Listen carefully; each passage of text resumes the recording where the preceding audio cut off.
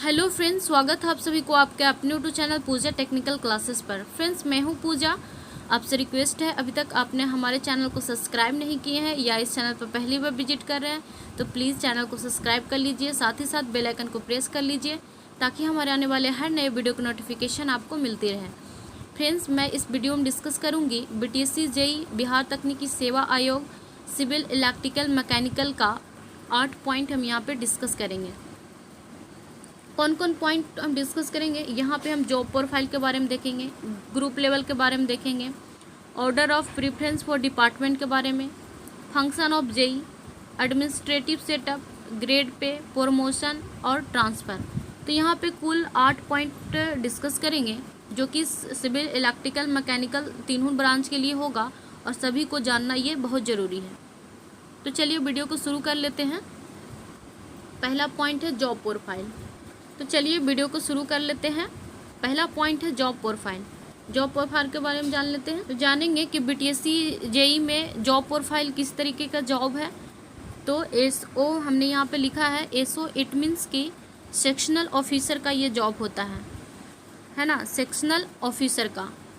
अब बात कर लेते हैं दूसरा पॉइंट का। तो दूसरा पॉइंट ग्रुप लेवल है। तो ये जो ग्रुप लेवल होता है ये ग्रुप B लेवल का जॉब होता है, जैसे कि ग्रुप A हो गया, ग्रुप B, ग्रुप C, इस तरीके से जो होता है। तो ये जो BTSC JEE का जो लेवल है ग्रुप लेवल वो B है। SSC JEE का बात कर ले थोड़ा सा, तो SSC JEE भी है, ग्रुप B लेवल का जॉब है। तो उसी टाइप के ये भी ग्रुप B लेवल का BTSC जॉब है। नेक्स्ट थर्ड पॉइंट क्या था, order of preference for department, है ना। Order of preference for department, इसमें क्या है, इसमें क्या क्या कौन कौन से डिपार्टमेंट है आइए जानते हैं। पहला डिपार्टमेंट है PDD, दूसरा डिपार्टमेंट है UDSD, तीसरा डिपार्टमेंट है RCD। यहाँ पे टोटल 8 डिपार्टमेंट है BTSC JEE के अंदर। तो बारीक से हम एक एक करके जानते हैं।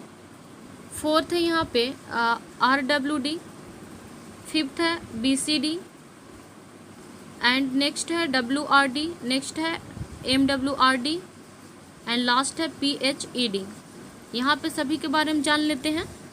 तो जो पहला है PDD, इसका मतलब हुआ प्लानिंग एंड डेवलपमेंट डिपार्टमेंट, है ना। प्लानिंग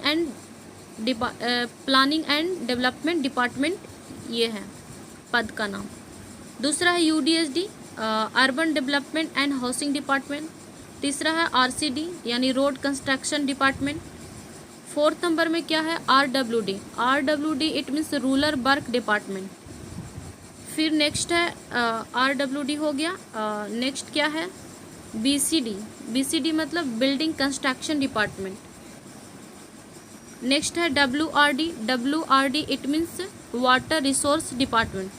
देखिए PDD मीन्स उसमें कौन सा वर्क मिलेगा, उसमें जो है कि प्लानिंग जो होता है, कंस्ट्रक्शन होने के पहले प्लानिंग जो होगा तो वहाँ पे ये जो है ऑफिस वर्क ही हो सकता है ज़्यादातर। UDSD और बाकी ये सारा जो है वो फील्ड वर्क होगा। UDSD urban development housing department, जैसे कि शहर में सिटी में जो नाला ये सब जो बनता है उसमें वर्क मिलेगा। RCD रोड कंस्ट्रक्शन डिपार्टमेंट हो गया, जहाँ पे रोड वगैरह बनाते हैं तो रोड कंस्ट्रक्शन डिपार्टमेंट RCD हो गया। BCD क्या हो गया, ये बिल्डिंग कंस्ट्रक्शन डिपार्टमेंट, जैसे भवन निर्माण ये सब जो होता है वो हो गया। WRD हो गया वाटर रिसोर्स डिपार्टमेंट, जैसे कि सिंचाई के लिए, इरिगेशन पर्पस के लिए वाटर रिसोर्स डिपार्टमेंट, जहाँ पे हाँ इरिगेशन जो होगा, इरिगेशन के लिए जो हम मतलब रिजर्वायर जो होता है वहाँ से पानी को कैसे हम, कैनाल जो होता है ना, कैनाल के थ्रू कैसे पानी को हम कहाँ पे भेजना रहता है, डैम, ये सब के बारे में यहाँ पे काम मिलेगा। तो MWRD है जो कि मिनरल वाटर रिसोर्स डिपार्टमेंट हो गया। इसमें जो है कि जैसे कि आप लोग पढ़े होंगे क्या इन्वायरमेंटल, तो उसी से रिलेटेड यहाँ पे होगा, वाटर से रिलेटेड, नल जल योजना। उसके बाद है PHED पब्लिक हेल्थ, इसमें हो जाएगा पब्लिक हेल्थ इंजीनियरिंग डिपार्टमेंट। तो ये 8 प्रकार का ये पद का नाम था जिसमें आपको वर्क मिलेगा। अब बात कर लेते हैं 4 पॉइंट की। 4 पॉइंट में मैं बताने वाली हूँ function of the junior engineer. Junior engineer का कार्य क्या होगा हम यहाँ पे आइए जानते हैं। पहला फंक्शन की बात करें तो पहला फंक्शन हमने यहाँ पे लिखा है supervision of all work in his charge executed through contractor और डिपार्टमेंटली। इट मीन्स कि जो विभागीय रूप से होता है चार्ज एग्जीक्यूटिव में ऑल वर्क का सुपरविजन करना, है ना। नेक्स्ट जो फंक्शन है वो है maintenance attendance of departmental work, यानी कि डिपार्टमेंटल वर्क का अटेंडेंस मेंटेन करना होगा। नेक्स्ट पॉइंट है function take measurement of all work in the measurement book, यानी कि सभी जो भी वर्क होंगे उन सारे वर्क का मेजरमेंट लेना होगा। उसके बाद एमबी होता है, पढ़े होंगे एस्टिमेशन में एमबी, तो मेजरमेंट बुक में नोट डाउन करना रहता है। अब बात कर लेते हैं फोर्थ पॉइंट का, फोर्थ फंक्शन का। इसमें क्या है, prepare running bill and final bill for all work in his charge, यानी कि जेई का फंक्शन क्या रहेगा, रनिंग बिल तैयार करना और फाइनल बिल तैयार करना सभी वर्क का। नेक्स्ट फंक्शन है प्रिपेयर्स पे bill of the work charge establishment of his section, यानी कि पे बिल भी वर्क का पे बिल भी जेई का ही तैयार करना होता है। नेक्स्ट फंक्शन जान लेते हैं। मैं यहाँ पे कुल 8 फंक्शन बताने का कोशिश की हूँ। नेक्स्ट फंक्शन ये है कि prepare estimate for all type of work in the section, यानी कि जितने भी उस सारे का वर्क होगा उसका एस्टिमेशन को आपको प्रिपेयर करना होगा। नेक्स्ट है carries out check of tools plant etc arrange collection of rent and revenue due to the government, यानी कि जो भी टूल्स प्लांट्स ये जो होगा यूज होगा कंस्ट्रक्शन के टाइम, तो उन सारे को भी आपको कलेक्शन करना रहेगा, अरेंज करना होगा और आपको एई को सबमिट करना होगा। एंड नेक्स्ट है लास्ट है carries out half yearly check of all storage in his charge and submit report to SDO, यानी कि जो भी गवर्नमेंट का जो भी इंस्ट्रूमेंट वगैरह होगा वहाँ पे स्टोर में पड़ा होगा तो उसको भी हाफ ईयरली मतलब चेक आउट करना होगा, और उसके बाद जो ख़राब होगा या जो अवेलेबल नहीं होगा तो आपको रिपोर्ट करना होगा किनको, एसडीओ को। अब जान लेते हैं आगे एडमिनिस्ट्रेटिव सेटअप के बारे में जान लेते हैं। एडमिनिस्ट्रेटिव सेटअप में क्या क्या होता है, जैसे कि पहले जो आएगा टॉप पे वो गवर्नमेंट आएगा, है ना। उसके बाद सेक्रेटरी टू गवर्नमेंट, उसके बाद चीफ इंजीनियर जो होता है एक डिस्ट्रिक्ट का एक ही चीफ इंजीनियर होता है। चीफ इंजीनियर के नीचे कौन कौन से इंजीनियर आते हैं, सुपरटेंडिंग इंजीनियर जो कि सर्किल फर्स्ट इसका, और सुपरटेंडिंग इंजीनियर सर्किल 2, और सुपरटेंडिंग इंजीनियर सर्किल 3, और सुपरटेंडिंग इंजीनियर सर्किल 4। उसके बाद सुपरटेंडिंग इंजीनियर सर्किल 3 में कौन कौन से आते हैं उसके नीचे, एग्जीक्यूटिव इंजीनियर जो होते हैं। उसके बाद आते हैं असिस्टेंट इंजीनियर जिनको एई बोलते हैं। उसके बाद जो आता है वो जेई का पोस्ट आता है। जेई के पोस्ट के बाद सुपरवाइज़र होता है, कॉन्ट्रैक्टर भी इसको बोल सकते हैं।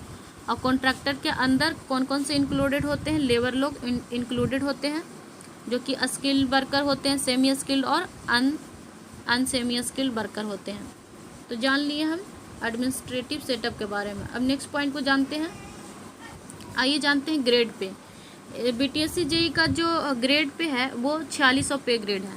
पहले जो था वो 4200 पे ग्रेड था, लेकिन अब ये 2020 मार्च 2020 से 4600 पे ग्रेड कर दिया है। अब बेसिक पे इसका जो मिलेगा आपको 44,900 रुपया स्टार्टिंग में आपको मिलेगा। बेसिक पे से 1,42,400 रुपया मिलेगा। उसके बाद इन हैंड सैलरी आपको मिलने वाला है 55,000, जिसमें कि टीए, एचआरए, डीए और पीएफ ये सब कट के आपको 55,000 मिलेगा पैसा। उसके बाद जान लेते हैं नेक्स्ट इसके प्रमोशन वगैरह ये सब के बारे में जान लेते हैं। प्रमोशन जो होगा, अगर जेई पोस्ट के लिए आप जेई पर जाते हैं बीटीएससी जेई के थ्रू, तो उसके बाद अगर हायर ग्रेजुएशन डिग्री होगा बीटेक का तो आप एई बन सकते हैं। एई बनने का जेई बनिएगा तो आपको 4600 पे ग्रेड पर होगा। इसके बाद ये भी ग्रुप बी लेवल का जॉब है और एई भी है जो ग्रुप बी लेवल का जॉब होगा। इसमें जो है कि थोड़ा आपका ग्रेड पे बढ़ा दिया जाएगा, 55 आई थिंक ग्रेड पे होगा। उसके बाद आप एजुकेटिव इंजीनियर बन सकते हैं।